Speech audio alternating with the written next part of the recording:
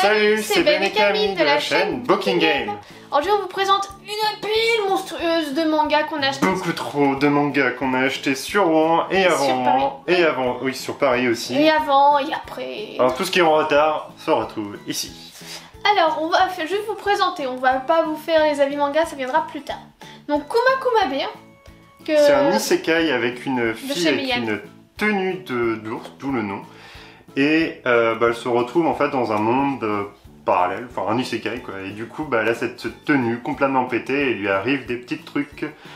Ça a l'air intéressant en fait, on est encore dans notre... Enfin je suis encore dans ma crise isekai, donc c'est pour ça que j'ai acheté ce manga là. Je sais pas si vous le connaissez, ce qui vient tout juste de sortir, il y a le tome 2 qui est sorti récemment.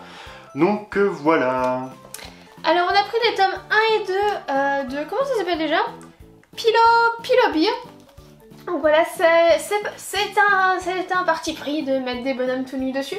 Mais en gros, c'est un gars qui collectionne des peluches. Et un jour, il y a une peluche avec beaucoup de guillemets qui sort d'une machine d'un UFO cacheur. Et donc c'est un homme peluche tout nu une peluche magique en gros, parce qu'il y a une version lapin aussi. Il va se passer pas mal de trucs. Évidemment, l'autre, il est pas ultra ravi d'avoir un bonhomme tout nu dans sa chambre. Voilà, c'est assez drôle, c'est sympathique. On reste sur le nounours, voilà, sur le bear, qui est plutôt pas mal. Et on reste sur les animaux. C'est vrai. Beastars, du coup, tome 17. Bon, pour ceux qui n'ont toujours pas suivi, on adore, enfin j'adore Beastars. Ouais, j'aime bien aussi, mais j'ai pas été aussi loin que Camille, j'avoue. On n'a pas regardé non plus la série sur Netflix, il me semble. On n'a pas regardé sur Netflix. Mais en tout cas, ouais, j'adore Beastars, je sais que c'est bon. J'ai même pas encore lu, mais je sais que c'est bien. On vous le conseille chaudement, même si c'est pas... Hiruma, l'école des démons 7, alors j'ai pas lu le 6, même si je l'ai acheté, j'ai pas eu le temps. Mais ça aussi on aime bien, on vous le conseille aussi. Alors là par contre c'est quand même moins bien que Beastars, on va pas se mentir. Oh oui, mais c'est du feel good, un peu rigolo, des fois c'est un petit peu redondant, mais bon. C'est sympathique, c'est assez sympathique. C'est un snack, c'est de la lecture popcorn, c'est un gamin qui a été mis de côté par ses parents, maltraité, qui a été racheté par le diable et que du coup il est envoyé à l'école. D'où le nom de ce manga, et c'est des petits gars, gros combolac, c'est à lire, c'est rigolo, c'est bon enfant, et voilà. Voilà. Alors, My Hero Academia. Ça on présente pas, parce que c'est My Hero Academia, c'est la suite. Camille elle suit, moi je suis pas trop, c'est pas trop mon truc, c'est un peu comme Demon Slayer. J'ai pas lu deux tomes de My Hero Academia. Donc voilà. Un peu trop tard. Moi c'est pas trop mon truc, je trouve que c'est vraiment surcoté comme Demon Slayer, je trouve que les personnages sont ce qu'ils sont, mais c'est...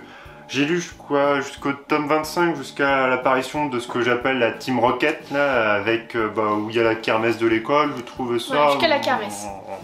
Voilà. Après, je peux comprendre que certains puissent aimer, même si je pense qu'il y a des mangas plus intéressants, plus ouf, mais bon, ça fonctionne. Dans l'esprit, on va dire, en étant un peu beaucoup plus mature, il y a Jagan avec plein de A, qui se termine en 14 tomes. Le dernier tome va bientôt sortir au Japon, cette automne, il me semble.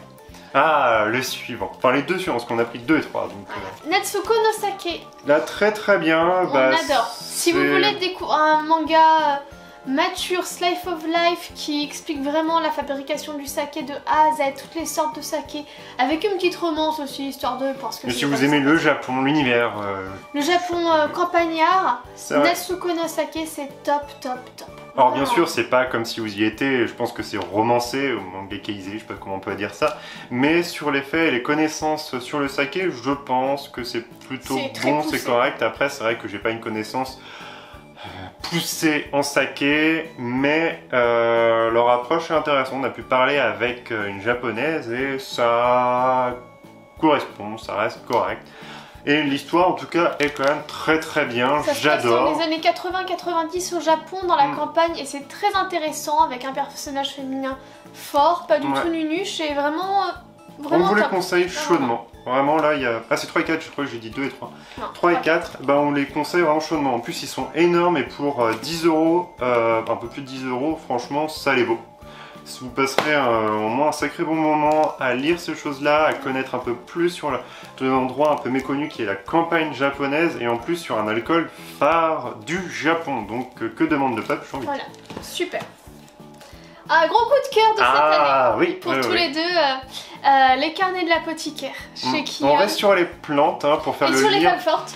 C'est vrai, pour faire le lien avec le bouquin que je suis en train de lire qu'on retrouvera dans la vidéo précédente sur les bouquins, cette fois-ci et non sur les mangas, mais ça reste pareil. Voilà, très bien, pareil, un personnage féminin fort, beaucoup d'humour, beaucoup d'intrigue, de l'enquête, très romancée certes, mais j'adore l'héroïne. C'est passionnant, il y a toujours plus ou moins une enquête à mener dedans et c'est bien écrit, les personnages sont attachants. Bon, dans le précédent, il y avait l'arrivée d'un gros « Oh là là, c'était ça depuis le début !» concernant un personnage, mais bon, je l'avais deviné depuis un petit moment, depuis le tome 2. Bon, on est sur du manga, c'est pareil que sur les Disney, on sait que ça va être romancé, que ça va être enjolivé. Ah mais là c'est l'identité d'un personnage, je l'avais vu venir depuis le début quasiment, et là j'étais bon. Mais c'est sympathique. Mais c'est à lire, vous passerez un bon moment, c'est en plus les dessins sont jolis, les costumes sont beaux, les intrigues sont souvent sympathiques, c'est souvent des intrigues un peu dures, mais c'est amené avec légèreté. La résolution est parfois surprenante, la raison du pourquoi aussi, c'est pas mal. C'est à lire, franchement, c'est vraiment, si vous passez à côté, achetez-le au moins le tome 1 ou le tome 1 et 2, enfin les tomes 1 et 2, parce que c'est vraiment à lire. C'est à découvrir, vraiment c'est à découvrir. Même, je vous conseillerais plus de prendre les 2 premiers tomes pour vraiment se faire un avis global sur le truc, et c'est, je pense, un des mangas à lire de l'année, même si on n'a pas fini l'année, mais pour moi, je vous le conseille chaudement. Voilà, allez. Alors, par la même auteure que Beastars, donc paru, comment ça s'appelle, Itagaki, là c'est Beast Complex. Alors, ce sont des petites nouvelles, on va dire, c'est des chapitres qui racontent à chaque fois une histoire en relation entre un carnivore et un herbivore. Alors, on n'a pas pris le temps de le lire pour l'instant, mais voilà, il y a les chapitres 1, le lion et la chauve-souris. Bah, ça doit être un peu comme Beastars en fait dans le principe, donc pour ça qu'on l'a acheté aussi. Le tigre et le castor, le kangourou et la panthère noire, voilà, ce sont à chaque fois des petits trucs comme ça. Et j'ai très hâte de lire, mais c'est vrai qu'on n'a pas encore pris le temps. Non, mais je pense que c'est pour aller plus loin si vous avez adoré l'univers de Beastars. Donc commencez d'abord par Beastars pour vous faire vraiment une idée de l'univers. Ou sinon, vous pouvez découvrir l'univers, le très singulier quand même qu'elle a. Ouais, mais c'est pas dit que ce soit aussi bien et intéressant et bien écrit certainement que pas aussi Beastars. poussé. Beastars, c'est bien écrit en termes de psychologie, vaut mieux partir d'aventure. sur une source sûre qui est Beastars pour se faire une idée que commencer par là où on ne sait pas, on peut pas vous le Après, si vous êtes tenté par l'histoire de Beastars, si vous savez pas que si le trait, on va dire, parce que c'est ça qui m'a rebuté moi au début, c'est les animaux anthropomorphes, vous pouvez regarder un peu celui-là et voir si ça vous dérange ou pas. Ouais, bah, posez-vous dans une librairie, lisez-le gratuitement, et puis voilà. Passons. Alors, l'école emportée de Kazuo Umezu avec c'est une réédition, je sais pas, oui c'est une réédition. Pareil, c'est pour 11 € celui-là, alors qu'il est gros. C'est une vieille histoire, en tout cas au Japon, je ne sais plus si elle est parue en France ou du moins en Europe.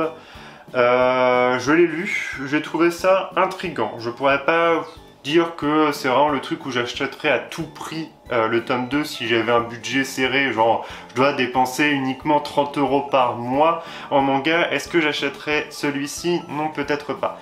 Mais si vous êtes un Janamon et vous dépensez sans compter en termes de manga, bah ouais. On va vous lire un peu le synopsis, parce que celui-là on est tombé dessus un peu par hasard, mais moi le synopsis m'avait mis un peu, mais pareil j'ai pas pris le temps de le lire parce que j'ai pas eu le temps, tout simplement.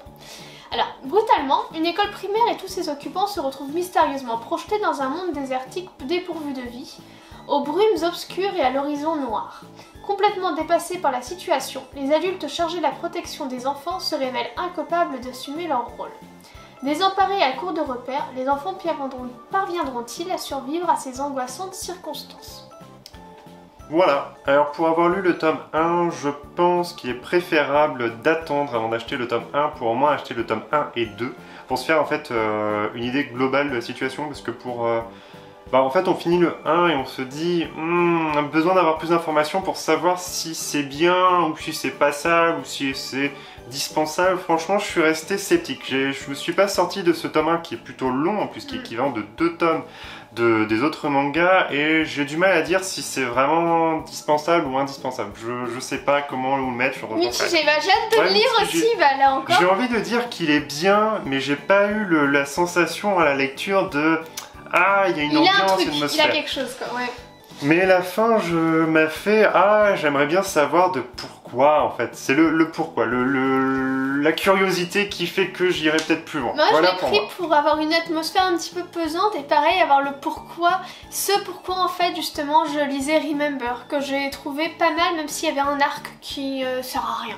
Voilà. Mais voilà, je voulais cet esprit-là. On saura peut-être un peu plus à la suite de la lecture de Camille pour avoir un avis partagé. Voilà. Peut-être Camille aimera. C'est pour ça qu'on fait une chaîne à deux, parce que souvent on a des avis contradictoires ou des avis complémentaires. Du coup, ça permet c'est le principe. Mais en tout cas, on fera incessamment sous peu les reviews de tous ces mangas-là.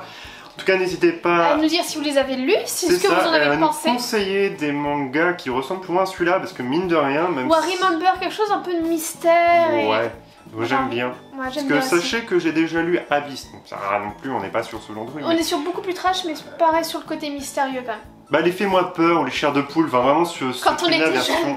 Dites-nous si vous avez connu Chair de poule, Fais-moi peur. Bah ils peuvent dire oui, parce qu'en fait il y a le film qui est sorti aussi. Oui, jeter là le sable sur le feu.